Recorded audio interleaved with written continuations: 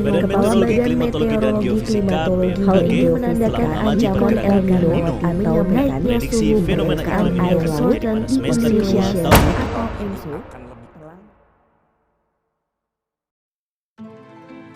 Akhir-akhir ini kita sering mendengar kata El Nino. Lalu apa sih sebenarnya El Nino? Fenomena alam yakni El Nino diperkirakan akan datang ke Indonesia. Untuk itu, ada baiknya melakukan persiapan dan juga menambah informasi terkait fenomena iklim El Nino. Lantas, apa saja dampak El Nino bagi kehidupan? Ini penjelasannya. Melansir dari situs BMKG, El Nino adalah fenomena pemanasan suhu muka laut (SML) di atas kondisi normalnya yang terjadi di Samudera Pasifik bagian tengah.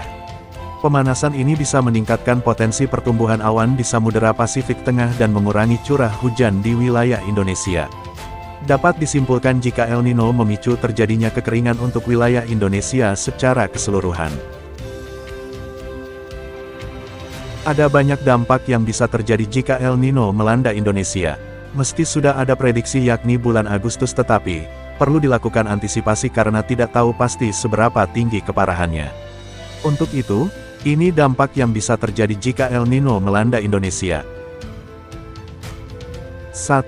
Perubahan suhu. El Nino akan mempengaruhi suhu yang ada di global dan Indonesia. Suhu bisa meningkat karena air yang lebih hangat menyebar lebih jauh dan tetap lebih dekat ke permukaan. Untuk itu, suhu akan semakin panas. Tercatat, tahun 2016 adalah tahun terpanas karena dampak dari El Nino. 2. Kekeringan. El Nino akan membuat curah hujan menjadi rendah. Ini yang bisa saja membuat musim kemarau di Indonesia menjadi lebih lama dan bisa menyebabkan kekeringan. Akan tetapi, tingkat berkurangnya curah hujan tergantung pada intensitas El Nino tersebut. Di Indonesia, tidak seluruh wilayah dipengaruhi oleh fenomena El Nino. Biasanya, wilayah yang terkena El Nino ialah yang berada di garis khatulistiwa yang merupakan jalur dari angin pasat. 3. Gagal panen.